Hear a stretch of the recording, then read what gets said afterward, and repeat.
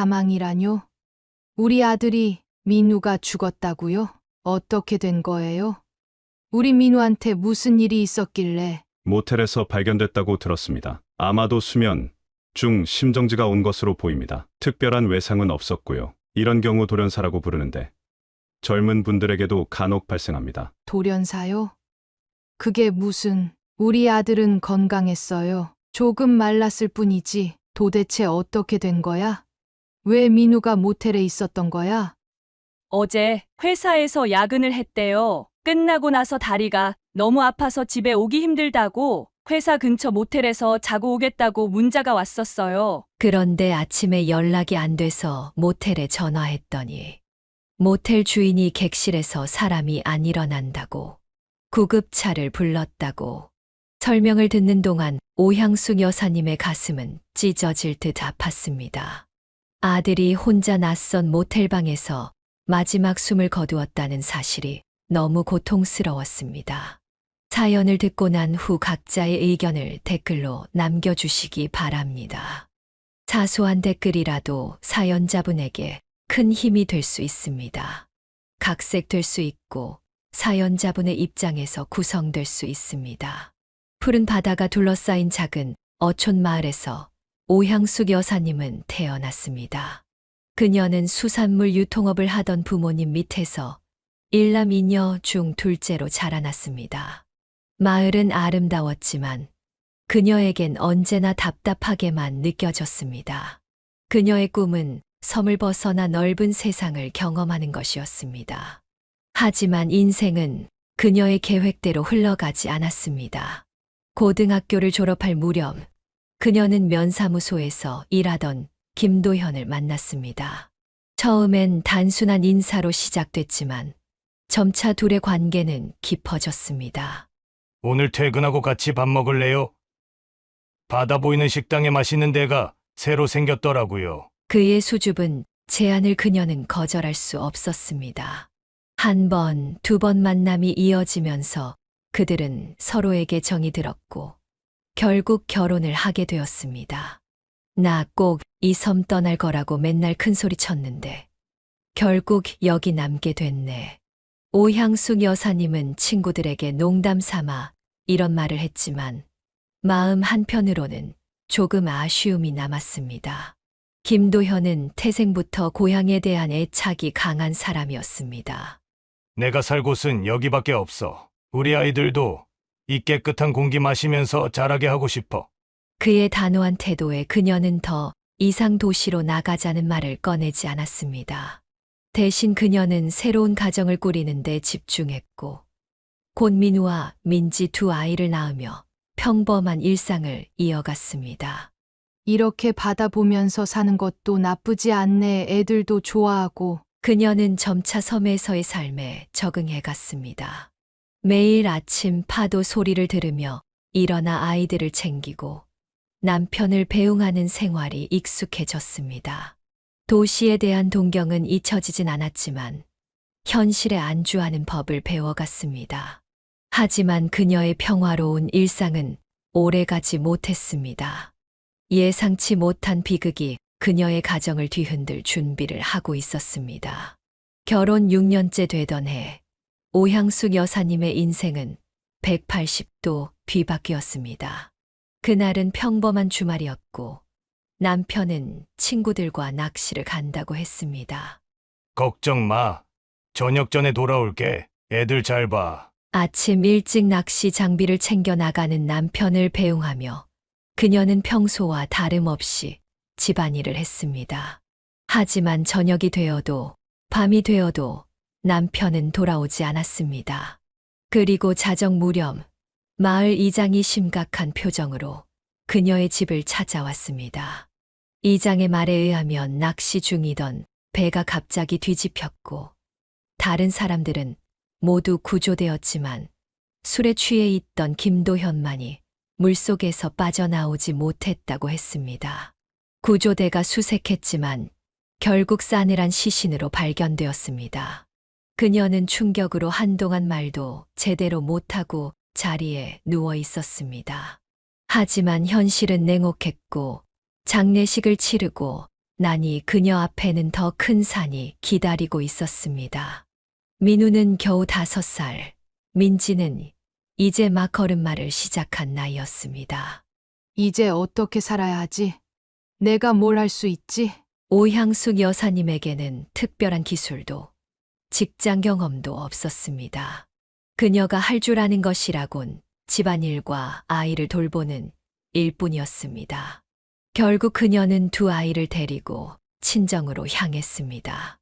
엄마, 아빠, 죄송해요. 이렇게 애들 데리고 돌아와서 그녀의 부모님은 아무 말 없이 딸을 맞아주었습니다. 그들은 수산물 유통업을 하고 있었고, 오향숙 여사님은 자연스럽게 그 일을 돕게 되었습니다. 새벽부터 밤늦게까지 생선을 손질하고 포장하고 배달하는 일은 쉽지 않았습니다. 이모, 이 생선 좀 더 깨끗하게 손질해줘요. 손님들이 까다로워서요. 매일 같은 말을 듣는 것도 쉽지 않았지만 아이들을 위해 참고 견뎌야 했습니다. 밤에는 아이들과 함께 작은 방에서 잠을 청했지만 남편을 잃은 슬픔과 미래에 대한 불안으로 제대로 잠들지 못했습니다. 엄마, 아빠는 언제 와? 민우의 천진난만한 질문에 그녀는 대답 대신 아이를 꼭 안아주었습니다. 하지만 그녀도 알고 있었습니다. 이런 생활이 오래 지속될 수 없다는 것을. 새로운 변화가 필요했고, 그것은 예상보다 빨리 찾아왔습니다. 친정에서의 생활은 처음엔 괜찮은 듯 했지만, 시간이 흐를수록 불편함이 커져갔습니다. 오향숙 여사님의 남동생 재혁과 그의 아내 미영은 이미 부모님과 함께 살고 있었고 2 아이도 있었습니다. 갑자기 늘어난 새 식구는 작은 집에 부담이 될 수밖에 없었습니다. 식사 시간마다 느껴지는 묘한 긴장감, 화장실 사용을 놓고 벌어지는 작은 마찰들, 그리고 아이들이 올 때마다 던져지는 미영의 날카로운 시선까지. 그녀는 이 모든 것을 참고 견뎌냈습니다. 그녀의 부모님도 상황을 알고 있었지만 딸과 손주들을 내칠 수는 없었습니다. 누나, 잠깐 얘기 좀 할 수 있을까? 어느 저녁 재혁이 조심스럽게 오향숙 여사님을 불렀습니다. 그녀는 이미 무슨 이야기를 할지 짐작하고 있었습니다. 낮에 미영이 그녀의 짐을 정리하는 것을 도와주겠다고 제안했을 때부터 뭔가 이상함을 느꼈었습니다. 무슨 일인데? 나한테 할 말 있어? 오향숙 여사님은 태연한 척했지만 가슴은 이미 철렁 내려앉은 상태였습니다. 사실은 집안 형편이 너무 빠듯해서 그래. 엄마 아빠 수입도 한정되어 있고. 재혁은 말을 잇지 못했습니다. 손가락을 꼼지락거리며 고개를 떨구었습니다. 미영이가 또 임신했구나? 오향숙 여사님이 직접 물었습니다. 재혁은 놀란 눈으로 그녀를 바라보았습니다. 어떻게 알았어? 미영이가 요즘 아침마다 화장실에서 구역질하는 소리가 들리잖아. 임신 3개월쯤 됐지? 재혁은 고개를 끄덕였습니다. 그리고 주머니에서 봉투 하나를 꺼내 그녀에게 건넸습니다. 이게 뭐야? 누나가 새 출발할 때 조금이라도 도움이 됐으면 해서. 오향숙 여사님은 봉투를 열어보지 않았습니다. 얼마가 들었든 그 의미는 명확했습니다. 떠나달라는 뜻이었습니다. 알겠어. 말 안 해도 다 이해해. 곧 정리할게. 그날 밤 오향숙 여사님은 옥상에 올라가 별을 바라보며 한참을 생각했습니다. 남동생의 말이 서운하기도 했지만 한편으로는 이해가 되기도 했습니다. 작은 집에 새 가구가 함께 사는 것은 분명 무리였습니다. 게다가 미영의 셋째까지 태어나면 더욱 비좁아질 것이었습니다. 엄마, 왜 앉아? 잠에서 깬 민우가 옥상으로 올라왔습니다. 그녀는 아이를 품에 안았습니다. 엄마는 우리 민우랑 민지랑 어디로 가면 좋을지 생각하고 있었어. 우리 집은 없어? 다른 애들은 다 자기 집 있다던데. 5살 아이의 순진한 질문이 그녀의 가슴을 찔렀습니다. 그 순간 그녀는 결심했습니다. 이제는 정말로 독립해야 할 때였습니다. 다음 날 아침 그녀는 부모님께 자신의 결정을 알렸습니다. 엄마, 아빠, 우리 이제 나가려고요. 동생이랑 미영이도 자기 가정이 있으니까 더 이상 폐 끼치기 싫어요. 부모님은 걱정스러운 표정으로 그녀를 바라보았습니다. 갑자기 어디로 간다는 거야? 계획이라도 있는 거니? 도시로 갈 거예요. 거기 일자리도 많고 애들 교육도 더 좋을 거예요. 사실 그녀는 구체적인 계획이 있는 것은 아니었습니다. 다만 이 좁은 섬에서 벗어나 새로운 출발을 하고 싶다는 생각뿐이었습니다. 무모한 짓이야. 도시에서 혼자 애들 키우는 게 얼마나 힘든지 알기나 해. 아버지의 걱정 어린 말에도 그녀의 결심은 흔들리지 않았습니다. 여기 있다고 뭐가 달라지겠어요? 어차피 남의 집 눈치 보면서 살아야 하는데 짐을 꾸리는 데는 오래 걸리지 않았습니다. 가진 것이 많지 않았기 때문입니다. 몇 벌의 옷과 아이들 장난감, 그리고 남편의 사진 한 장이 그녀의 전부였습니다. 미영은 마지막까지 미안한 기색 없이 무표정한 얼굴로 있었지만 떠나는 순간에는 작은 봉지를 건넸습니다. 애들 가는 길에 배고플까봐 간식 좀 챙겼어요. 오향숙 여사님은 억지로 미소를 지으며 봉지를 받았습니다. 비록 그녀를 내쫓는데 일조했지만 마지막 순간의 작은 배려에 고마움을 느꼈습니다. 민우의 작은 손을 잡고 민지를 등에 업은 채 그녀는 부모님께 인사를 했습니다. 걱정하지 마세요. 자리 잡으면 꼭 연락드릴게요. 어머니는 손수건으로 눈물을 닦으며 손주들을 꼭 안아주었습니다. 꼭 연락해 도움이 필요하면 언제든지 말해. 네, 엄마, 아빠도 건강하세요. 마지막으로 집을 돌아보며 그녀는 이곳에서의 추억들을 가슴에 담았습니다. 남편과 함께했던 행복한 시간들, 아이들이 태어났을 때의 기쁨, 그리고 남편을 잃은 슬픔까지. 버스 정류장으로 향하는 길, 오향숙 여사님은 뒤돌아보지 않기로 했습니다.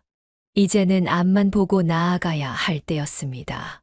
도시행 버스에 오르며 그녀는 아이들에게 희망찬 미소를 지어 보였습니다. 엄마, 우리 어디 가는 거야? 새로운 집을 찾으러 가는 거야. 민우야, 좀 더 넓고 좋은 곳으로. 창밖으로 점점 멀어지는 섬을 바라보며 오향숙 여사님은 이제 정말로 자신의 인생이 새롭게 시작되는 것 같다고 느꼈습니다. 두려움보다는 새로운 시작에 대한 기대감이 더 컸습니다. 하지만 도시의 현실은 그녀의 기대와는 전혀 다른 모습으로 그녀를 기다리고 있었습니다. 도시의 현실은 오향숙 여사님의 기대와는 너무나 달랐습니다. 반짝이는 고층 빌딩과 화려한 네온사인 뒤에 숨겨진 냉혹한 진실을 그녀는 곧 깨닫게 되었습니다.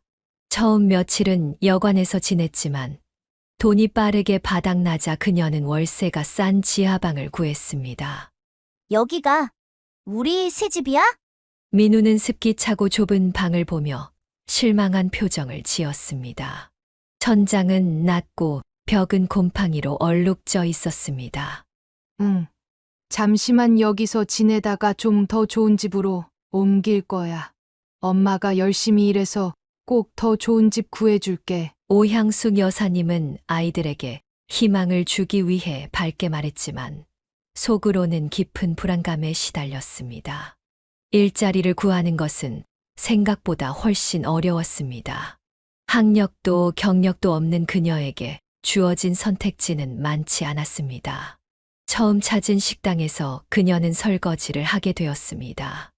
아침 일찍부터 밤늦게까지 뜨거운 물에 손이 불어터지도록 그릇을 닦았습니다. 하루 종일 일하고 받는 돈은 고작 몇만 원. 그나마도 아이들 먹이고 월세 내고 나면 남는 것이 없었습니다. 엄마, 나 이거 먹고 싶어. 마트에서 과자를 가리키는 민우에게 그녀는 고개를 저을 수밖에 없었습니다. 다음에 사줄게. 오늘은 돈이 없어. 집에 라면 있으니까 그거 끓여줄게. 그렇게 하루하루를 버텨나갔습니다. 식당 일이 없는 날에는 건물 청소를 하거나 시장에서 짐을 날랐습니다. 그녀의 두 손은 점점 거칠어지고 갈라졌지만 아이들을 위해 참고 견뎌냈습니다. 건물 관리인의 꾸중에도 그녀는 꾹 참았습니다. 일자리를 잃을 수 없었기 때문입니다. 때로는 며칠 동안 라면으로만 끼니를 때우기도 했고 맹물에 소금을 타서 마시며 배고픔을 달래기도 했습니다. 마음의 위로는 아이들이 건강하게 자라는 모습이었습니다. 특히 민우는 어려운 환경에서도 밝고 씩씩하게 자랐습니다. 드디어 초등학교에 입학하게 되었을 때 오향숙 여사님은 눈물을 참을 수 없었습니다. 우리 민우 이제 학생이네. 공부 열심히 해서 엄마보다 더 좋은 삶 살자. 응. 나 공부 잘해서 의사 될 거야. 그럼 엄마 아프면 내가 고쳐줄게. 그녀는 아들의 순진한 꿈에 가슴이 뭉클했습니다. 하지만 그런 행복도 잠시 운명은 그녀에게 또 다른 시련을 준비하고 있었습니다. 입학한 지 불과 한 달, 평소와 같이 학교에서 돌아오던 민우에게 사고가 일어났습니다. 술에 취한 트럭 운전자가 인도까지 차를 몰고 올라와 민우를 치고 말았습니다. 여보세요? 오양숙 씨 되십니까? 여기 중앙병원인데요. 개개 아들이 전화를 받자마자 그녀는 하던 일을 모두 내팽개치고 병원으로 달려갔습니다. 병원 응급실에 도착했을 때 민우는 이미 수술실로 들어간 상태였습니다. 우리 애 어떻게 됐어요? 괜찮은 거죠? 살 수 있는 거죠? 그녀는 의사를 붙잡고 애원했습니다. 의사는 무거운 표정으로 고개를 끄덕였습니다. 다행히 생명에는 지장이 없습니다. 하지만 왼쪽 다리가 심하게 다쳐서 오향숙 여사님은 수술실 앞에 주저앉아 오열했습니다.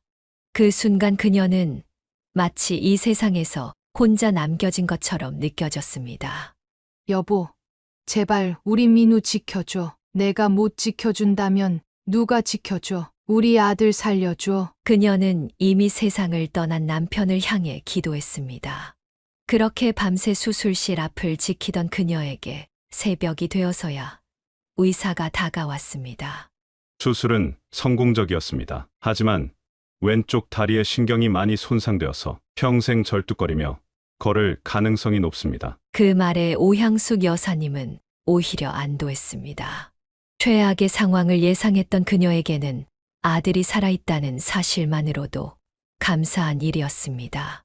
감사합니다, 선생님. 제 아들이 살아있어. 정말 감사해요. 사고 이후 오향숙 여사님의 삶은 더욱 고단해졌습니다. 병원비를 갚기 위해 그녀는 더 많은 일을 해야 했고 아이들과 함께하는 시간은 줄어들었습니다. 하지만 그녀는 포기하지 않았습니다. 민우가 다시 걸을 수 있게 된 날, 그녀는 또다시 눈물을 흘렸습니다. 민우야, 정말 잘했어. 엄마가 너무 자랑스러워. 엄마, 난 이제 괜찮아. 조금 다리가 아프지만 학교도 다시 갈 수 있을 것 같아. 아이의 강인함에 그녀는 더욱 강해질 수 있었습니다. 그날 이후 오향숙 여사님은 민우를 더 특별하게 대하게 되었습니다. 영원히 지울 수 없는 상처를 안게 된 아들이 더 행복하게 자랄 수 있도록 그녀는 모든 것을 바치기로 마음먹었습니다. 사고 이후 오향숙 여사님의 마음속에는 민우에 대한 특별한 애정이 싹 텄습니다. 한쪽 다리를 절게 된 아들이 세상에서 차별받지 않도록 그녀는 집에서만큼은 최고의 대우를 해주고 싶었습니다. 그러다 보니 자연스럽게 민지보다 민우에게 더 많은 시간과 정성을 쏟게 되었습니다. 민우야, 이거 먹어. 엄마가 내가 좋아하는 갈비 특별히 샀어. 나도 먹고 싶어요, 엄마. 민지의 작은 목소리에 오향숙 여사님은 잠시 망설였지만 결국 갈비는 대부분 민우의 몫이 되었습니다. 민지야, 너는 이거 먹어. 이것도 맛있어. 더 값싼 반찬을 내밀며 그녀는 미안한 마음을 감추려 했습니다. 마음 한 구석에서는 이렇게 하는 것이 옳지 않다는 것을 알고 있었지만 다친 민우를 생각하면 어쩔 수 없다고 자신을 설득했습니다. 도시락을 쌀 때도 마찬가지였습니다. 민우의 도시락에는 항상 소시지나 달걀 프라이, 때로는 작은 돈가스까지 넣어주었지만 민지의 도시락은 상대적으로 소박했습니다. 그녀는 민우가 학교에서 반 친구들에게 놀림받지 않기를 바랐습니다. 다리가 불편한 아이에게라도 맛있는 도시락을 싸보내는 것이 그녀가 할 수 있는 최소한의 배려라고 생각했습니다. 그렇게 세월이 흘러 민우는 고등학교를 졸업하게 되었습니다. 장애에도 불구하고 그는 성실하게 공부했고 성적도 꽤 좋은 편이었습니다. 민우야, 너 대학 어디 지원할 거야? 공대 생각 중이에요. 기계공학 쪽으로요. 오향숙 여사님은 기뻤지만 동시에 걱정도 되었습니다. 대학 등록금을 어떻게 마련할지, 앞으로 민우가 사회에서 어떻게 살아갈지 생각하면 마음이 무거웠습니다. 대학비 걱정하지 마. 엄마가 어떻게든 마련할게. 그녀는 밤에도 대리운전 기사의 차를 청소하는 일까지 하며 돈을 모았습니다. 손은 더욱 거칠어지고 건강은 나빠졌지만 민우의 대학 진학을 위해서라면 무엇이든 할 수 있었습니다. 마침내 민우는 지방의 작은 국립대학 공과대학에 합격했습니다. 오향숙 여사님은 그날 밤 오랜만에 소주 한 병을 마시며 기쁨의 눈물을 흘렸습니다. 우리 민우 대단해. 이렇게 열심히 살아줘서 고마워. 대학 생활도 민우에게는 쉽지 않았습니다. 다리가 불편한 그에게 캠퍼스의 언덕과 계단은 큰 장애물이었습니다. 하지만 그는 불평 한마디 없이 열심히 공부했고 교수들에게도 인정받는 학생이 되었습니다. 민우 학생, 자네는 참 성실하군. 졸업 후 계획은 있나? 교수의 질문에 민우는 진지하게 대답했습니다. 취업하고 싶습니다. 제가 할 수 있는 일을 찾아서 열심히 일하고 싶어요. 그의 성실함에 감동한 김 교수는 졸업 즈음 민우에게 한 제안을 했습니다. 내가 아는 중소기업인데 지금 R&D 인력을 찾고 있어. 관심 있나? 김 교수의 추천으로 민우는 작은 제조회사에 취업하게 되었습니다. 비록 대기업은 아니었지만 안정적인 중소기업이었고 장애인에 대한 인식도 좋은 편이었습니다. 엄마, 제가 취업했어요. 월급도 나쁘지 않고 회사 분위기도 좋아요. 그 소식을 들었을 때 오향숙 여사님은 가슴이 벅차올랐습니다. 그동안의 고생이 헛되지 않았다는 생각에 안도감이 밀려왔습니다. 정말 축하해. 민우야. 엄마가 얼마나 자랑스러운지 몰라. 민우는 회사에서도 인정받는 직원이 되었습니다. 그의 세심한 성격과 꼼꼼함은 제품 설계에 큰 도움이 되었고 불평 없이 맡은 일을 해내는 모습은 동료들에게도 좋은 평가를 받았습니다. 다리가 불편하다는 이유로 그 누구도 민우를 업신여기지 않았고 그의 능력만으로 평가받는 직장 생활은 민우에게 큰 자신감을 주었습니다. 그렇게 민우는 성인이 되어 자신의 삶을 살아가게 되었지만 오향숙 여사님의 마음속에는 여전히 불안함이 자리 잡고 있었습니다. 아들의 미래, 특히 그의 결혼 문제가 그녀를 계속해서 고민하게 만들었습니다. 민우가 취업한 지 몇 년이 지나고 어느덧 그의 나이는 30에 가까워지고 있었습니다. 오향숙 여사님은 아들의 직장 생활이 안정되어 가는 것에 안심하면서도 한편으로는 그의 결혼 문제가 마음에 걸렸습니다. 주변에서는 이미 또래들이 하나둘 결혼하여 가정을 꾸리고 있었지만 민우에게서는 연애 이야기를 들어본 적이 없었기 때문입니다. 나 죽고 나면 누가 우리 민우 돌봐주지? 그녀는 혼자 있을 때면 자주 이런 생각에 잠겼습니다. 사실 그녀는 민우의 장애가 결혼의 장애물이 될까봐 걱정하고 있었습니다. 세상 사람들의 편견이 아들을 외롭게 만들까 두려웠던 것입니다. 어느 주말 그녀는 용기를 내어 민우에게 물어보았습니다. 민우야, 너 혹시 만나는 여자 없니? 갑작스러운 질문에 민우는 숟가락을 든 채 굳어버렸습니다. 왜 갑자기 그런 걸 물어봐요? 아니, 그냥 내가 벌써 30 가까이 됐잖아. 엄마가 너무 늙어서 언제까지 옆에 있어줄 수도 없고. 민우는 밥상에 숟가락을 내려놓고 고개를 숙였습니다. 엄마, 나 같은 사람이 누구를 만나겠어요? 다리도 이런데. 그 말을 듣는 순간 오향숙 여사님의 가슴이 찢어지는 듯 했습니다. 그동안 민우가 자신의 장애에 대해 얼마나 깊이 고민하고 있었는지 미처 알아차리지 못했던 것입니다. 무슨 소리야? 내가 뭐가 부족해? 성실하고 착하고 일도 잘하고 그런 내가 왜 사랑받지 못하겠어? 오향숙 여사님은 격앙된 목소리로 말했지만 민우는 그저 쓴웃음만 지을 뿐이었습니다. 세상이 그렇게 만만하지 않아요, 엄마. 여자들은 다 멀쩡한 남자 원하죠. 그녀는 더 이상 말을 잇지 못했습니다. 그날 이후 오향숙 여사님은 더욱 적극적으로 민우의 혼사 문제에 관심을 갖기 시작했습니다. 자신이 일하는 식당 주인의 조카딸을 소개해 보기도 하고 이웃의 딸을 만나게 해보기도 했지만 만남은 모두 성사되지 않았습니다. 그래도 요즘은 국제 결혼도 많이 하잖아. 베트남이나 필리핀 쪽 아가씨들은 어때? 정말 착하고 현모양처 같은 아가씨들 많다던데. 어느 날 저녁 그녀는 조심스럽게 국제 결혼을 제안했습니다. 하지만 민우의 반응은 예상 밖이었습니다. 엄마, 나 억지로 결혼할 생각 없어요. 그리고 사실 민우는 말을 멈추고 잠시 고민하는 듯 했습니다. 그러더니 깊게 한숨을 내쉬었습니다.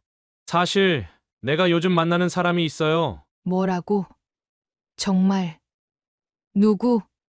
어디서 만났어? 직장 동료야? 오향숙 여사님은 너무 놀라 연달아 질문을 쏟아냈습니다. 민우는 쑥스러운 듯 웃으며 대답했습니다. 미용실 디자이너예요. 머리 자르러 갔다가 알게 됐어요. 벌써 몇 달째 만나고 있어요. 그런 중요한 일을 왜 엄마한테 말 안 했어? 얼른 데려와 봐. 어떤 아가씨인지 엄마가 봐야지. 오향숙 여사님은 기쁨을 감추지 못했지만 민우는 여전히 망설이는 듯 했습니다. 아직은 좀 서로 알아가는 중이라서요. 나중에 좀 더 깊어지면 소개시켜 드릴게요. 그녀는 더 묻고 싶었지만 민우의 표정을 보고 더 이상 재촉하지 않기로 했습니다. 하지만 그 뒤로도 계속 그 여자친구에 대해 궁금해했습니다. 이름이 뭐야? 몇 살이야? 가족은 어떻게 돼? 나보다 2살 어려요. 그리고 가족 상황은 아직 자세히 물어보진 않았어요. 오향숙 여사님은 민우가 알려주는 정보를 하나하나 소중히 간직했습니다. 그녀는 이 이수진이라는 여자가 어떤 사람인지, 과연 민우를 진심으로 사랑해 줄 수 있는 사람인지 확인하고 싶었습니다.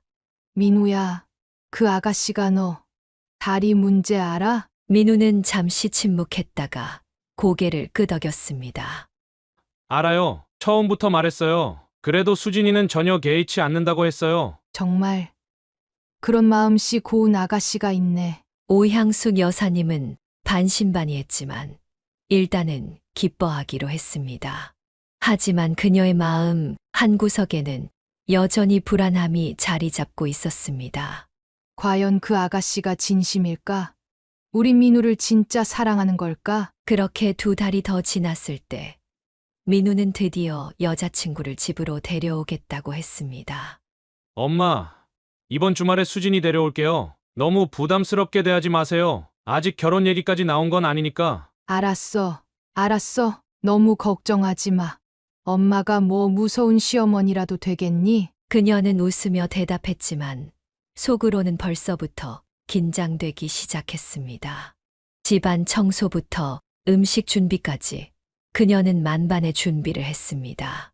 오랜만에 장조림도 만들고 민우가 좋아하는 갈비찜도 준비했습니다. 민지야, 오늘 민우 여자친구 온대 저녁에 같이. 오빠 여자친구 온대. 오빠 여자친구요? 진짜요?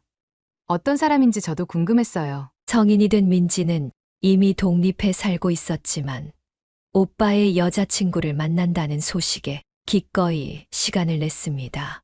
마침내 초인종이 울렸을 때 오향숙 여사님은 가슴이 쿵쾅거렸습니다. 문을 열자 민우와 한 여자가 서 있었습니다. 단정한 원피스를 입은 그녀는 첫인상부터 산뜻했습니다. 길지 않은 단발머리와 과하지 않은 화장, 그리고 환한 미소가 인상적이었습니다. 안녕하세요. 어머니 처음 뵙겠습니다. 이수진이라고 합니다. 이수진은 공손하게 인사하며 작은 선물 상자를 내밀었습니다. 뭐예요? 이거? 별거 아니에요. 제가 좋아하는 케이크 가게 건데 어머니도 좋아하실까 해서 더. 오향숙 여사님은 그녀의 배려의 마음이 조금 누그러졌습니다. 그렇게 세 사람은 함께 저녁 식사를 하게 되었고 처음의 어색함도 차츰 사라져갔습니다. 이수진은 이야기를 나눌 때마다 민우를 바라보는 눈빛이 따뜻했고 그를 진심으로 아끼는 마음이 느껴졌습니다. 수진 씨는 가족이 어떻게 되나요? 식사 중 오향숙 여사님이 조심스럽게 물었습니다. 이수진의 표정이 잠시 굳었다가 이내 담담해졌습니다. 사실 제 가족 상황은 좀 복잡해요. 부모님이 제가 어릴 때 이혼하셔서 할머니 손에서 자랐거든요. 할머니도 몇 년 전에 돌아가시고 지금은 혼자 지내고 있어요. 그녀의 말에 오향숙 여사님은 가슴이 아려왔습니다. 이 아이는 가족의 따뜻함을 별로 느끼지 못하고 자랐구나. 그랬구나. 앞으로 우리가 수진 씨 가족이 되어줄게. 그 말에 이수진의 눈에 눈물이 고였습니다. 민우는 그녀의 손을 꼭 잡아주었고 그 모습을 보며 오향숙 여사님은 이 둘이 정말 서로를 사랑하고 있다는 것을 느꼈습니다. 그날 이후 이수진은 종종 오향숙 여사님의 집을 방문했고 둘 사이의 관계도 점점 돈독해졌습니다. 민우가 없을 때도 이수진은 찾아와 반찬을 만들거나 청소를 도왔습니다. 그녀의 진심 어린 태도에 오향숙 여사님의 마음도 완전히 열리게 되었습니다. 어머니, 사실 저희가 결혼에 대해 이야기하고 있어요. 어느 날 이수진이 조심스럽게 말을 꺼냈습니다. 오향숙 여사님은 놀랐지만 한편으로는 기다리고 있던 소식이기도 했습니다. 정말 민우도 그렇게 생각하고 있어? 네, 어머니. 어머니 허락만 있으시면. 그날 밤 오향숙 여사님은 오랜만에 편안한 마음으로 잠에 들 수 있었습니다. 아들의 미래가 더 이상 걱정거리가 아니라 기대할 만한 일이 되었기 때문입니다. 민우가 이수진을 처음 소개한 이후 오향숙 여사님은 예비 며느리에 대해 더 알아가고 싶었습니다. 겉으로 보기에 좋은 인상을 받았지만 어머니의 본능은 그녀에게 더 깊은 탐색을 요구했습니다. 민우의 행복이 걸린 문제였기 때문입니다. 어느 주말 오향숙 여사님은 이수진에게 직접 전화를 걸었습니다. 수진아, 오늘 시간 있니? 우리 둘이서 차 한잔 하면 어떨까? 네, 저랑요. 물론이죠. 몇 시에 만날까요, 어머니? 이수진의 목소리에는 놀라움과 함께 기쁨이 묻어났습니다. 두 사람은 동네 조용한 카페에서 만나기로 했습니다. 오향숙 여사님이 먼저 도착해 자리를 잡고 있자니 이수진이 약속 시간보다 15분 일찍 도착했습니다. 단정한 차림새와 살짝 긴장한 표정이 인상적이었습니다. 어머니, 오래 기다리셨어요? 버스가 일찍 와서 생각보다 빨리 도착했네요. 아니, 나도 방금 왔어. 앉으렴. 카페에서 차를 주문한 후 오향숙 여사님은 본격적인 대화를 시작했습니다. 수진아, 솔직히 말할게. 엄마로서 우리 민우가 정말 행복하길 바라. 그래서 내가 어떤 사람인지 더 알고 싶어서 오늘 이렇게 만자고 했어. 이수진은 조금 긴장했지만 미소를 지으며 고개를 끄덕였습니다. 당연하죠. 저도 민우 씨에 대해 진지해요. 어머니가 궁금해하시는 거 다 말씀드릴게요. 오향숙 여사님은 이수진의 솔직한 태도에 마음이 조금 놓였습니다. 그녀는 이수진의 가족, 민우와 만난 과정, 그리고 미래 계획에 대해 꼼꼼히 물었습니다. 정말 부모님과는 연락이 안 되는 거니? 네, 아버지는 재혼하시고 새 가정을 꾸리셨어요. 어머니도 다른 분과 사시는데 두 분 다 저한테는 크게 관심이 없으세요. 할머니가 돌아가신 후로는 명절 때 간혹 문자만 주고받는 정도예요. 이수진의 눈에 살짝 물기가 돌았지만 그녀는 담담하게 이야기를 이어갔습니다.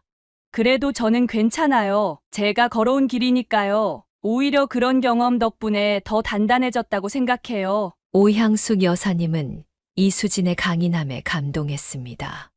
어린 나이에 가족의 따뜻함을 잃고도 긍정적인 마음을 유지하는 모습이 대단해 보였습니다.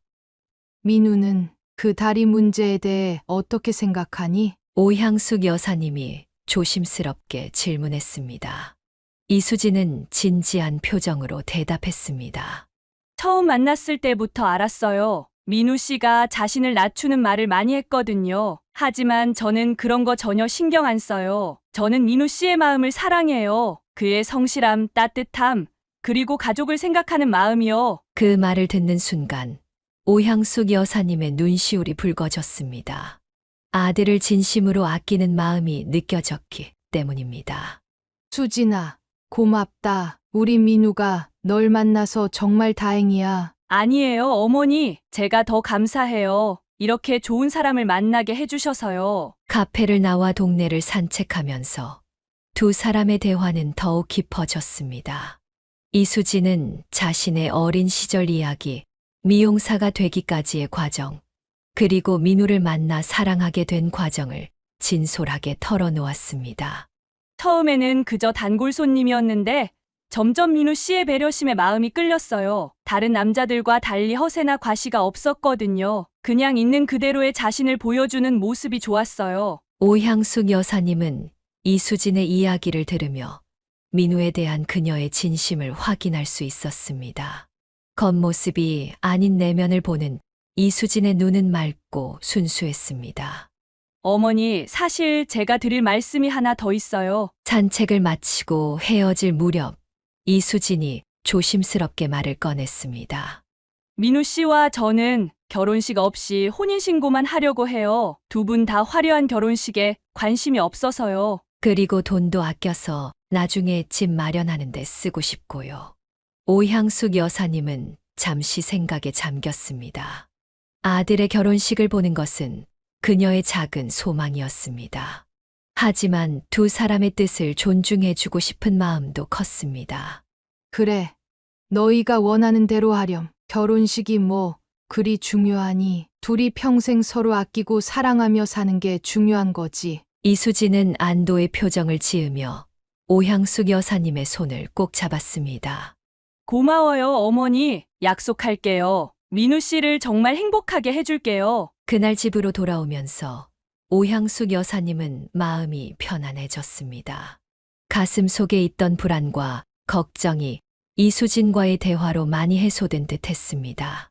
이제 그녀는 아들의 미래를 이수진에게 맡겨도 괜찮겠다는 확신이 들었습니다. 도연아, 우리 아들 이제 괜찮을 것 같아. 그날 밤 오향숙 여사님은 하늘에 있는 남편에게 속삭였습니다. 아들의 앞날에 햇살이 비추는 것 같은 느낌이 들었기 때문입니다. 민우와 수진의 혼인신고일은 특별한 행사 없이 조용히 진행되었습니다.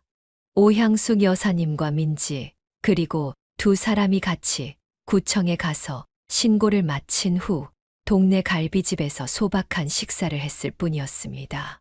화려한 웨딩드레스도 비싼 예물도 없었지만 네 사람의 얼굴에는 행복한 미소가 가득했습니다.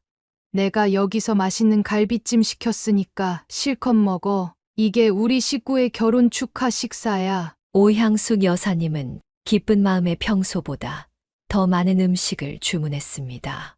아들이 드디어 가정을 꾸리게 된 것이 너무 감격스러웠습니다. 어머니, 진짜 감사해요. 저희가 결혼식 안 하겠다고 했는데도 이렇게 챙겨주시고. 이수진은 눈시울을 붉히며 감사를 표했습니다. 민우는 옆에서 그녀의 손을 꼭 잡아주었습니다. 너희가 행복하게 사는 게 엄마한텐 제일 중요한 거야. 형식 같은 건 중요하지 않아. 식사를 마친 후 두 사람은 미리 계약해둔 신혼집으로 향했습니다.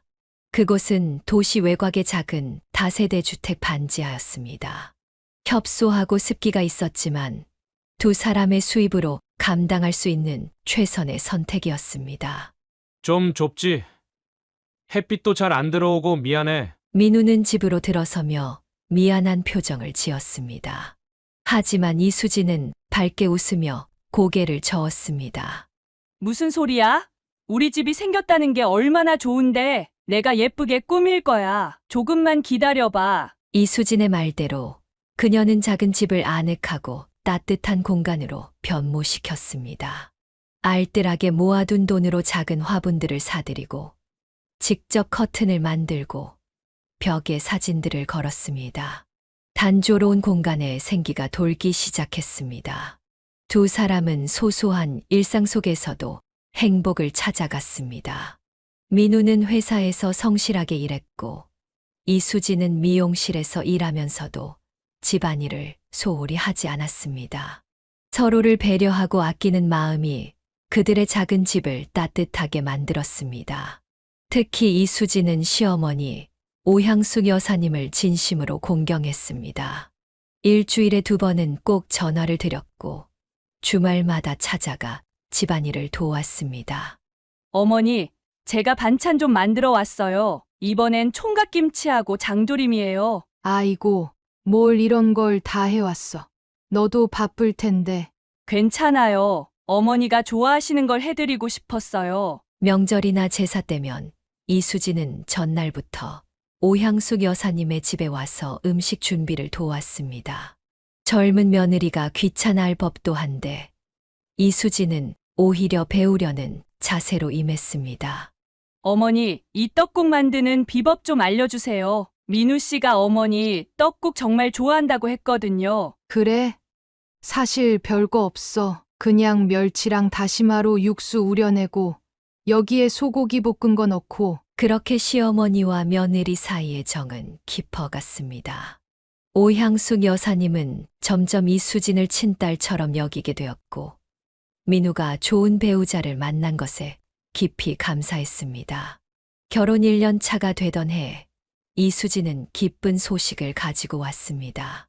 어머니, 저 임신했어요. 오향숙 여사님은 그 말을 듣자마자 벌떡 일어나 이수진을 끌어안았습니다. 정말? 진짜야? 우리 민우가 아빠가 되는구나. 네, 이제 10주 정도 됐어요. 의사 선생님이 모든 게 정상이래요. 아이고, 내가 할머니가 되다니. 몸 조심해야 해. 뭐 먹고 싶은 거 있어? 내가 다 해줄게. 이수진의 임신 소식은 가족 모두에게 큰 기쁨이었습니다.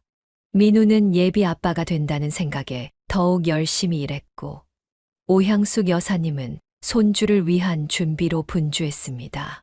민우야, 아기가 태어나면 저기 작은 방에 놓을 아기 침대 사야 할 것 같아. 그래, 여보. 내가 월급 모아둔 거 있으니까 좋은 거 사자. 임신 중인 이수진은 건강을 위해 미용실 일을 잠시 쉬었습니다. 가게 수입이 줄었지만 민우는 더 열심히 일했고 주말에는 아르바이트도 하며 부족한 부분을 채웠습니다. 여보, 너무 무리하지 마. 난 괜찮으니까. 걱정 마. 우리 아기 위해서라면 이 정도쯤이야. 그렇게 시간이 흘러 드디어 이수진은 건강한 여자아이를 출산했습니다. 우리 서연이 정말 예쁘다. 완전 민우 닮았네. 오향숙 여사님은 손녀를 품에 안고 행복한 미소를 지었습니다.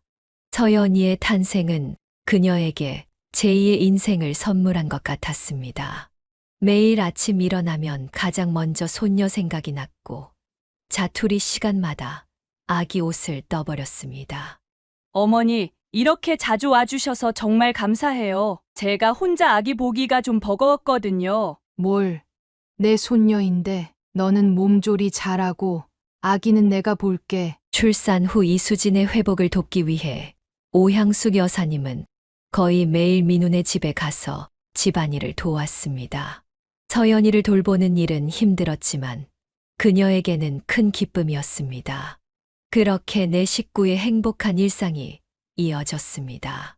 비록 넉넉하지 않은 살림이었지만 사랑과 믿음이 있어 그들의 집은 늘 웃음소리로 가득했습니다.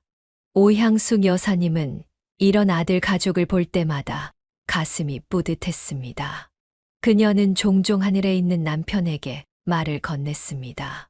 아들이 행복한 가정을 이루고 살아가는 모습을 남편도 보고 있을 거라 믿었기 때문입니다. 하지만 그녀는 알지 못했습니다. 이 평화로운 행복이 오래가지 않을 것이라는 사실을. 서연이가 태어난 후 민우의 삶은 180도 달라졌습니다. 그는 이제 단순한 남편이 아닌 한 가정의 가장이자 아버지였습니다. 책임감은 그의 어깨를 무겁게 누르면서도 동시에 그에게 놀라운 에너지를 불어넣었습니다. 오늘도 야근이야? 너무 무리하는 거 아니야? 수진이 걱정스럽게 물었지만 민우는 밝게 웃으며 대답했습니다. 괜찮아. 지금 맡은 프로젝트가 중요해서 그래. 이거 잘 마무리되면 승진도 기대할 수 있어. 민우는 회사에서 인정받기 위해 누구보다 열심히 일했습니다. 아침 일찍 출근해 밤늦게 퇴근하는 생활이 일상이 되었고 주말에도 휴식 대신 대리운전이나 음식 배달 아르바이트를 선택했습니다. 민우야, 좀 쉬엄쉬엄해. 이러다 몸 망가져. 오향숙 여사님이 걱정하자 민우는 담담하게 대답했습니다.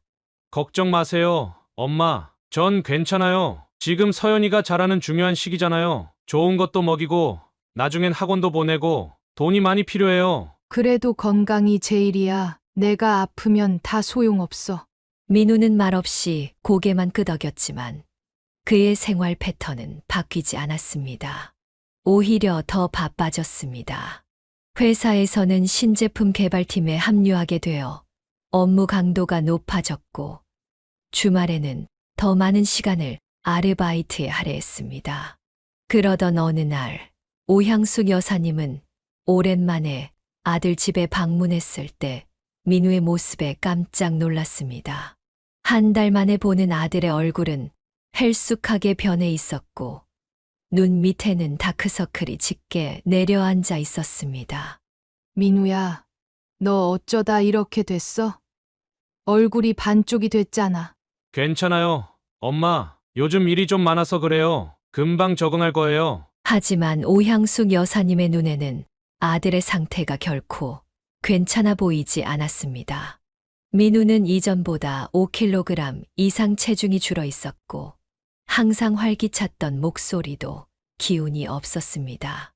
수진아, 우리 민우 상태가 심상치 않은데 무슨 일 있니? 수진과 따로 이야기할 기회를 만든 오향숙 여사님이 물었습니다. 어머니, 저도 걱정이에요. 요즘 민우 씨가 완전히 달라졌어요. 집에 오면 말도 없고 식사도 제대로 안 해요. 밤에도 잠을 못 자는 것 같아요. 자다가 식은땀 흘리고 벌떡벌떡 일어나기도 하고. 뭐, 그런 증상까지 있었어? 병원은 가봤니? 제가 몇 번 얘기했는데 괜찮다고만 하세요. 일이 바빠서 그렇다고. 하지만 저는 단순히 일 때문만은 아닌 것 같아요. 이수진의 말에 오향숙 여사님은 더욱 걱정이 되었습니다. 그녀는 다음 날 직접 민우의 회사 근처로 찾아갔습니다. 점심시간에 아들을 만나 함께 식사를 하고 싶었기 때문입니다. 기다리고 있던 오향숙 여사님이 회사에서 나오는 민우에게 말을 걸었습니다. 민우는 어머니를 보자 놀란 표정을 지었습니다. 엄마, 여긴 어쩐 일로? 아들 얼굴 보고 싶어서 왔지. 뭐 이상해? 가까운데 맛있는 거 먹으러 가자. 식당에 자리를 잡고 앉아 오향숙 여사님은 아들의 얼굴을 자세히 살폈습니다. 분명 무언가 문제가 있어 보였습니다. 눈동자에 생기가 없었고 계속 주변을 경계하듯 둘러보는 모습이었습니다. 민우야, 솔직히 말해봐. 뭐 힘든 일 있니? 회사에서 문제라도 생겼어? 민우는 잠시 망설이다가 고개를 저었습니다.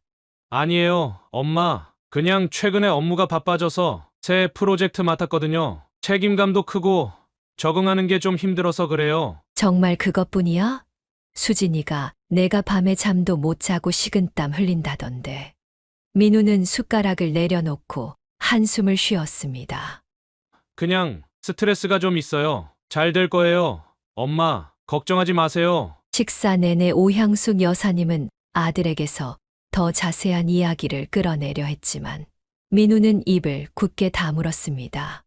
예전처럼 유쾌하게 농담을 주고받는 모습은 온데간데 없었습니다. 집으로 돌아오는 길, 오향숙 여사님은 이수진에게 전화를 걸었습니다. 아까 민우 만나봤는데 상태가 영 안 좋더라. 너무 말랐고 표정도 어둡고 뭔가 큰 문제가 있는 것 같아. 저도 요즘 너무 걱정이에요, 어머니. 얼마 전엔 회사 동료한테 전화가 왔었어요. 민우 씨가 회의 중에 갑자기 화장실로 뛰쳐나가서 토했다고 건강검진이라도 받아야 할 것 같은데 자꾸 미루기만 해요. 너라도 강하게 나가봐. 이대로 두면 정말 큰 병 생길 수 있어. 그날 이후에도 민우의 상태는 나아지지 않았습니다. 오히려 더 악화되는 듯 했습니다. 전화를 해도 잘 받지 않았고 가끔 집에 오면 방에 틀어박혀 나오지도 않았습니다. 얼굴은 점점 더 야위어갔고 말수도 줄었습니다. 여보, 정말 병원 가야 해요. 이대로는 안 돼요. 괜찮다니까. 그냥 일이 좀 바쁜 거라고 신경 쓰지 마. 수진이 애원해도 민우는 완강하게 거부했습니다. 그는 점점 더 가족과 거리를 두는 듯 했고 심지어 어린 서연이가 아빠에게 안기려 해도 무표정하게 밀어내기까지 했습니다. 오향숙 여사님은 아들의 변화가 단순한 직장 스트레스 탓이 아니라는 걸 직감적으로 알았습니다. 더 심각한 무언가가 있었습니다. 하지만 민우는 끝까지 입을 열지 않았고 가족들은 그저 답답함과 불안함 속에서 하루하루를 보낼 수밖에 없었습니다. 그러던 어느 날 새벽 오향숙 여사님의 전화기가 요란하게 울렸습니다. 발신자는 수진이었습니다. 새벽 전화벨 소리에 잠에서 깬 오향숙 여사님은 흐릿한 의식 속에서 수화기를 들었습니다.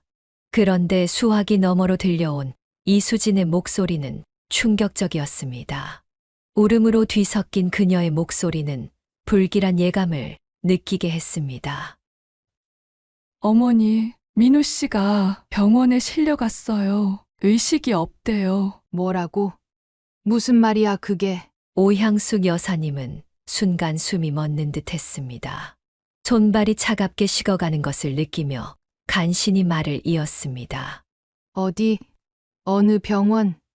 지금 당장 갈게. 대학병원 응급실에. 정신없이 옷을 챙겨 입고 택시를 잡아타고 병원으로 달려갔습니다. 가는 내내 그녀의 머릿속은 온통 혼란스러웠습니다. 아들에게 무슨 일이 생긴 거지?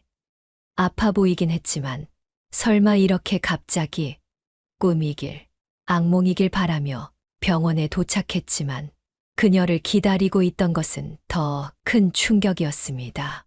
병원 응급실 앞에서 이수진은 오열하고 있었고 의사는 무거운 표정으로 그녀를 맞이했습니다. 유족되십니까? 정말 안타깝게도 환자분이 도착했을 때 이미 사망 상태였습니다. 심폐소생술을 시도했지만 반응이 없었습니다. 사망이라뇨? 우리 아들이 민우가 죽었다고요? 오향숙 여사님은 자신의 귀를 의심했습니다. 방금 전까지만 해도 살아있던 아들이 그렇게 쉽게 세상을 떠났다는 것이 믿기지 않았습니다. 어떻게 된 거예요? 우리 민우한테 무슨 일이 있었길래? 그녀의 다급한 질문에 의사는 차분하게 설명했습니다. 모텔에서 발견됐다고 들었습니다. 아마도 수면 중 심정지가 온 것으로 보입니다. 특별한 외상은 없었고요. 이런 경우 돌연사라고 부르는데 젊은 분들에게도 간혹 발생합니다. 돌연사요? 그게 무슨, 우리 아들은 건강했어요. 조금 말랐을 뿐이지. 오향숙 여사님은 의사의 말을 받아들일 수 없었습니다. 그녀는 이수진에게 다가가 자초지종을 물었습니다. 도대체 어떻게 된 거야? 왜 민우가 모텔에 있었던 거야? 이수진은 눈물에 젖은 얼굴로 대답했습니다. 어제 회사에서 야근을 했대요. 끝나고 나서 다리가 너무 아파서 집에 오기 힘들다고 회사 근처 모텔에서 자고 오겠다고 문자가 왔었어요. 그런데 아침에 연락이 안 돼서 모텔에 전화했더니 모텔 주인이 객실에서 사람이 안 일어난다고 구급차를 불렀다고 설명을 듣는 동안 오향숙 여사님의 가슴은 찢어질 듯 아팠습니다. 아들이 혼자 낯선 모텔방에서 마지막 숨을 거두었다는 사실이 너무 고통스러웠습니다. 민우 휴대폰은 어디 있어? 모르겠어요. 모텔에서도 못 찾았대요. 주머니에도 없었고. 오향숙 여사님은 갑자기 모든 것이 불분명하게 느껴졌습니다. 아들의 죽음도 믿기지 않는데 휴대폰까지 사라졌다니 무언가 이상했습니다. 우리 민우 시신 좀 볼 수 있을까요? 의사의 안내로 그녀는 아들의 시신이 있는 곳으로 향했습니다. 흰 천으로 덮인 차가운 몸을 보는 순간 그녀는 마지막 희망마저 사라지는 것을 느꼈습니다. 천을 젖히자 그 아래에는 분명 그녀의 아들 민우가 누워 있었습니다. 하지만 생기 없는 창백한 얼굴은 그녀가 알던 아들의 모습이 아니었습니다. 그녀는 아들의 차가운 손을 잡고 눈물을 쏟았습니다. 머릿속에는 온갖 생각이, 의문이 맴돌았습니다. 왜 이렇게 갑자기? 정말 돌연사인 걸까? 왜 하필 모텔에서? 휴대폰은 왜 사라진 거지? 특히 휴대폰 문제가 그녀의 마음을 불편하게 했습니다. 민우는 항상 휴대폰을 소중히 여겼습니다. 거기에는 일과 관련된 중요한 정보들도 많았고 가족 사진도 가득했습니다. 그런 휴대폰이 갑자기 사라졌다는 것은 이상했습니다. 이 선생님, 제 아들 시신을 부검할 수 있을까요? 오향숙 여사님은 의사에게 물었습니다. 의사는 잠시 당황한 듯 했지만 곧 차분하게 대답했습니다. 법적으로는 가능합니다만 특별한 의심 사항이 없다면 보통 권장하지는 않습니다. 부검 과정이 고인에게 추가적인 훼손을 가하게 되니까요. 하지만 저는 의문이 너무 많아요. 건강하던 사람이 갑자기 죽었다는 게 납득이 안 돼요. 의사가 대답하려는 순간 이수진이 황급히 다가왔습니다. 어머니, 그러지 마세요. 민우 씨가 이미 많이 힘들었잖아요. 이제 편하게 보내드려요. 뭐 하러 또 시신을 훼손하려고 그러세요. 이수진의 강한 반대에 오향숙 여사님은 잠시 망설였습니다. 시신을 더 훼손하고 싶지 않은 마음도 이해가 됐습니다. 하지만 그녀의 본능은 계속해서 무언가 잘못됐다고 경고하고 있었습니다. 그래도 난 확실히 알고 싶어. 우리 민우가 정말 자연사인지 아니면 다른 이유가 있는 건지. 어머니, 제발요. 민우 씨도 원치 않을 거예요. 그냥 평화롭게 보내드려요. 이수진은 간절히 애원했지만 오향숙 여사님의 마음은 이미 정해져 있었습니다. 그녀는 아들의 죽음에 의문이 있다면 반드시 해결해야 한다고 생각했습니다. 미안하지만 난 부검을 요청하겠어. 우리 민우가 정확히 어떻게 죽었는지 알아야 해. 그리고 그녀는 경찰에도 신고하기로 결심했습니다. 아들의 죽음이 단순 돌연사가 아닐 수도 있다는 의심이 커져갔기 때문입니다. 특히 휴대폰의 행방은 더욱 의문스러웠습니다. 경사님, 제 아들이 갑자기 사망했는데 휴대폰이 사라졌어요. 그리고 최근 아들의 행동이 이상했어요. 뭔가 큰 문제가 있었던 것 같아요. 경찰은 그녀의 진술을 받아들였고 부검 절차도 시작되었습니다. 오향숙 여사님은 의사의 말처럼 아들의 시신이 더 훼손될 것을 알면서도 진실을 밝히는 것이 아들을 위한 최선의 선택이라 믿었습니다. 민우야, 엄마가 꼭 진실을 밝혀줄게. 억울하게 눈 감지 않게 해줄게. 그녀는 아들의 영정사진을 바라보며 다짐했습니다. 이제 그녀에게는 아들의 죽음에 얽힌 진실을 찾는 것만이 유일한 목표였습니다. 부검 요청 후 오향숙 여사님은 마음이 무거웠습니다.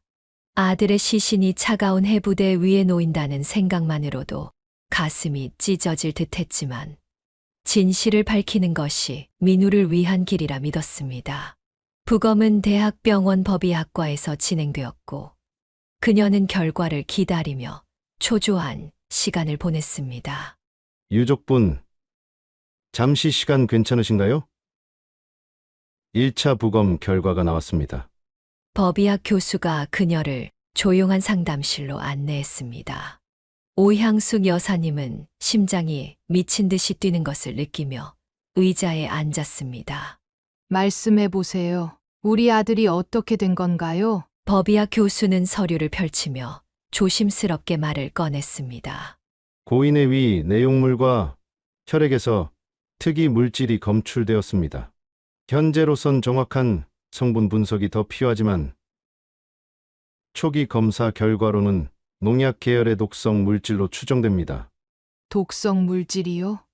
그게 무슨 농약이라니. 오향숙 여사님은 충격의 말을 잊지 못했습니다. 농약이라니, 모텔에 어떻게 농약이? 자살 아니면 설마. 자살 가능성은 어떤가요? 그녀는 떨리는 목소리로 물었습니다. 현재로선 단정할 수 없습니다. 다만 이런 종류의 물질은 일반적으로 시중에서 쉽게 구할 수 없는 종류입니다. 추가 검사를 통해 정확한 성분과 투여 경로를 확인해야 합니다. 최종 결과까지는 23주 정도 소요될 예정입니다. 오향숙 여사님은 한동안 말을 잊지 못했습니다. 독극물이라. 이것은 단순한 돌연사가 아닌 누군가의 의도적인 행위일 수도 있다는 의미였습니다. 경찰에도 이 결과를 알려주셨나요? 네, 이미 보고드렸습니다. 법의학적으로 의심스러운 사항이 있어 수사가 필요한 사안으로 판단됩니다. 상담실을 나온 오향숙 여사님은 몸이 천근만근으로 무거웠습니다. 이 충격적인 소식을 이수진에게 알려야 한다고 생각했습니다. 며느리는 이 사실을 알면 어떤 반응을 보일까요? 그녀는 급히 전화를 걸었지만 이수진의 핸드폰은 꺼져 있었습니다. 이상하네. 왜 전화를 안 받지? 불안한 마음에 그녀는 아들네 집으로 직접 찾아갔습니다. 초인종을 눌러도 대답이 없자 비상키를 이용해 문을 열었습니다. 수진아, 서연이? 집에 있니? 집 안은 깜깜했고 이상한 정적이 감돌았습니다. 불을 켜자 그녀의 눈앞에 펼쳐진 광경은 충격적이었습니다. 서랍이 모두 열려 있고 옷장은 텅 비어 있었으며 바닥에는 서둘러 짐을 챙긴 흔적이 역력했습니다. 대체 무슨 일이? 오향숙 여사님은 집안을 돌아다니며 상황을 파악하려 했습니다. 서연이의 장난감과 옷가지들, 이수진의 화장품과 의류, 대부분이 사라져 있었습니다. 그들이 급하게 집을 떠난 것이 분명했습니다. 왜 갑자기 집을 비웠을까? 그녀의 마음속에 불길한 의심이 자라기 시작했습니다. 며느리가 부검 결과를 알고 도망친 걸까? 하지만 그럴 리가 없었습니다. 이수진은 1차 부검 결과가 나온 사실조차 모를 텐데. 집 안을 더 샅샅이 뒤지던 중 오향숙 여사님은 침실 서랍 깊숙한 곳에서 깨진 휴대폰을 발견했습니다. 액정이 산산조각 나 있었고 누군가 일부러 파손한 흔적이 역력했습니다. 그녀는 즉시 경찰에 연락했고 이어서 민지에게도 전화를 걸어 상황을 설명했습니다. 민지야, 큰일 났어. 내 오빠 휴대폰을 찾았는데 누가 일부러 망가뜨린 것 같아. 이수진이랑 서연이도 집을 비웠어. 뭐라고요? 지금 바로 갈게요. 엄마 혼자 있지 말고 경찰 올 때까지 기다려요. 경찰이 도착하기 전 오향숙 여사님은 휴대폰을 복구할 방법을 찾아야 했습니다. 민지가 도착하자마자 두 사람은 가까운 휴대폰 수리점을 찾았습니다. 이 휴대폰 데이터 복구 가능할까요? 중요한 정보가 들어있어서요. 수리기사는 망가진 휴대폰을 살펴보더니 고개를 끄덕였습니다. 화면은 완전히 박살났지만 메모리 칩은 살아있는 것 같네요. 데이터 복구는 가능할 겁니다. 다만 시간이 좀 걸릴 수 있어요. 얼마나 걸릴까요? 정말 급해서요. 빨라야 이틀, 늦어도 3일 안에는 복구해 드릴게요. 하지만 오향숙 여사님은 그렇게 오래 기다릴 수 없었습니다. 그녀는 추가 비용을 지불하고 긴급 처리를 요청했습니다. 제발 최대한 빨리 부탁드려요. 돈은 얼마든지 더 낼게요. 기사의 노력으로 다음 날 아침 휴대폰 데이터의 일부가 복구되었습니다. 특히 문자 메시지와 사진들이 먼저 복원되었고 오향숙 여사님은 떨리는 손으로 아들의 메시지를 확인했습니다. 이게 대체 무슨... 민우와 이수진 사이에 오갔던 메시지들은 충격적인 내용들이었습니다. 수진아, 어떻게 이럴 수 있어? 내가 얼마나 널 믿었는데 그 남자랑 도대체 무슨 사이야? 미안해. 여보 정말 미안해. 그건 실수였어. 다시는 없을 거야. 제발 용서해줘. 거짓말 그만해. 너희 둘이 모텔 출입한 거 다 알아. 날짜까지 다 적어놨어. 문자들을 읽어내려가며 오향숙 여사님은 점점 더 큰 충격에 빠졌습니다. 이수진이 다른 남자와 불륜 관계였다니. 그녀가 그토록 믿었던 며느리가. 더 놀라운 사실은 그 다음이었습니다. 민우의 메모장에는 금액들이 빼곡히 적혀 있었고 수진 도박 빚이라는 제목 아래 수억 원에 달하는 액수가 기록되어 있었습니다. 수진이가 도박을 했다고? 이렇게 큰 빚을? 오향숙 여사님과 민지는 서로를 바라보며 할 말을 잃었습니다. 모든 상황이 점점 명확해졌습니다. 이수진의 도박 빚, 불륜 관계, 그리고 민우의 수상한 죽음. 이 모든 것이 연결되어 있었습니다. 엄마, 이거 당장 경찰에 알려야 해요. 오빠가 살해됐을 가능성이 높아요. 그래. 이제 모든 게 이해가 돼. 왜 우리 민우가 그렇게 힘들어했는지, 왜 수진이가 부검을 그렇게 반대했는지. 오향숙 여사님은 복구된 자료를 USB에 담아 경찰서로 향했습니다. 담당 형사는 그 증거를 보고 즉시 수사팀을 꾸렸습니다. 이수진 씨와 그 남자를 전국에 수배하겠습니다. 아마도 해외로 도주할 가능성도 있으니 출입국 관리소에도 통보하겠습니다. 이제 오향숙 여사님에게는 범인을 찾아 아들의 원수를 갚는 것만이 남았습니다. 그녀의 마음은 슬픔을 넘어 분노로 가득 찼습니다. 경찰의 수배가 내려진 지 이틀째, 오향숙 여사님은 잠을 이루지 못했습니다. 밤새 눈을 뜨고 천장만 바라보며 아들의 얼굴을 떠올렸습니다. 아직도 믿기지 않았습니다. 그토록 착하고 성실했던 아들이 가장 가까운 사람에게 배신당해 목숨을 잃었다니. 민우야, 미안해. 엄마가 미리 알아차리지 못해서. 그녀의 후회와 자책은 끝이 없었습니다. 그때 갑자기 핸드폰이 울렸습니다. 새벽 4시, 낯선 번호였습니다. 여보세요?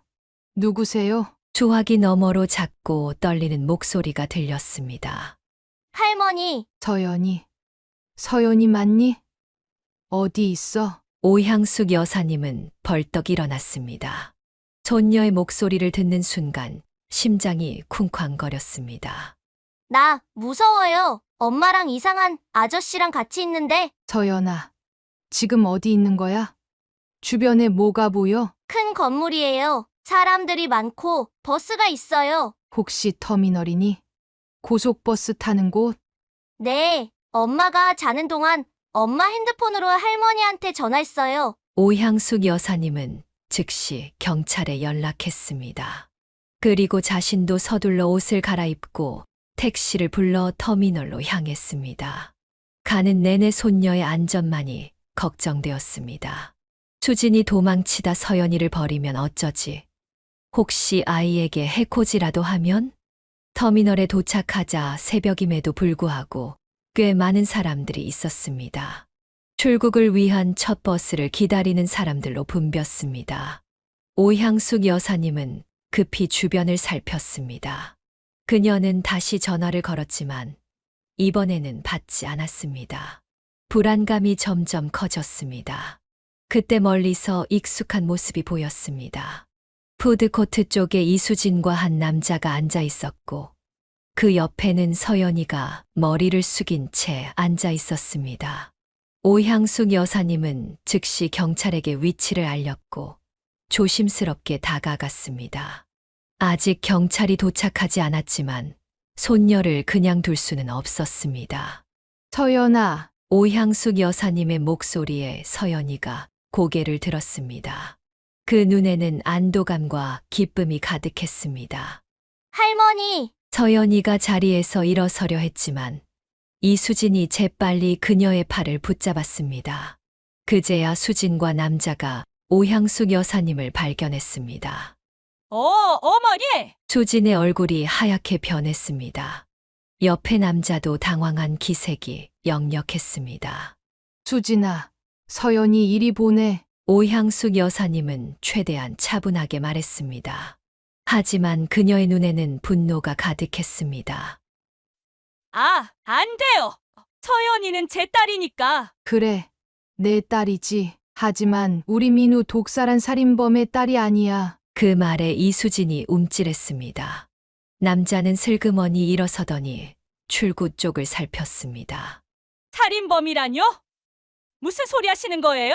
모르는 척 하지 마. 부검 결과 나왔어. 독성 물질이 발견됐다고. 휴대폰도 찾아서 복구했고. 이수진의 얼굴이 점점 창백해졌습니다. 그녀는 서연이를 더 강하게 붙잡으며 일어섰습니다. 서연아, 가자. 엄마랑 어서 가자. 싫어. 할머니랑 갈래. 서연이가 울며 반항했지만 이수진은 아랑곳하지 않고 그녀를 끌고 가려 했습니다. 오향숙 여사님이 다가가 서연이의 다른 팔을 잡았습니다. 내 딸 데려가지 마. 살인자. 우리 민우 어떻게 그럴 수 있어? 도대체 사람이야? 짐승이야? 오향숙 여사님은 분노로 몸이 떨렸지만 서연이를 놓치지 않으려 힘을 주었습니다. 그때 남자가 갑자기 오향숙 여사님을 밀치며 끼어들었습니다. 이봐, 늙은이! 비켜! 우리 빨리 가야 해! 남자의 거친 행동에 오향숙 여사님은 균형을 잃고 바닥에 넘어졌습니다. 서연이가 비명을 질렀습니다. 할머니! 이수진과 남자는 서연이를 끌고 서둘러 출구로 향했습니다. 오향숙 여사님은 고통을 참으며 일어났지만 그들을 쫓아가기엔 너무 늦었습니다. 바로 그때 터미널 출구에서 경찰들이 나타났습니다. 여러 명의 경찰이 이수진과 남자를 향해 달려갔습니다. 경찰이다. 움직이지 마. 이수진과 남자는 놀라 멈춰섰고 곧 경찰에게 체포되었습니다. 서연이는 달려와 오향숙 여사님의 품에 안겼습니다. 할머니, 무서웠어. 괜찮아. 이제 괜찮아. 할머니가 지켜줄게. 오향숙 여사님은 손녀를 꼭 안아주며 눈물을 흘렸습니다. 이수진과 남자는 수갑이 채워진 채 경찰차로 끌려갔습니다. 차에 오르기 전 이수진이 마지막으로 오향숙 여사님을 돌아보았습니다. 어머니, 저 아니에요. 정말 제가 아니라고요. 하지만 오향숙 여사님은 더 이상 그녀의 말을 믿지 않았습니다. 이미 모든 증거가 이수진의 범행을 가리키고 있었으니까요. 이후 수사는 빠르게 진행되었습니다. 최종 부검 결과 민우의 혈액과 위 내용물에서 발견된 독성 물질은 불법으로 구입한 농약 성분이었고 이수진과 그 남자의 차에서 같은 성분의 약품이 발견되었습니다. 또한 민우 명의로 가입된 고액의 생명보험 증서도 찾아냈습니다. 가장 충격적인 사실은 이수진이 민우와 결혼하기 전부터 그 남자와 관계가 있었다는 것이었습니다. 두 사람은 처음부터 민우의 보험금을 노리고 접근한 것이었습니다. 도박에 빠진 두 사람은 엄청난 빚을 지게 되었고, 결국 민우를 살해하는 극단적인 선택을 한 것이었습니다. 재판은 몇 개월에 걸쳐 진행되었고, 결국 이수진과 그 남자는 모두 무기징역을 선고받았습니다. 오향숙 여사님은 재판장에서 두 사람의 얼굴을 마지막으로 보며 아들에 대한 원한을 조금이나마 풀 수 있었습니다. 민우야, 이제 편히 쉬렴. 내 원수는 갚았다. 서연이는 그 모든 사건을 겪으며 심각한 충격을 받았지만 어린 나이 덕분에 시간이 지나며 많은 기억이 희미해졌습니다.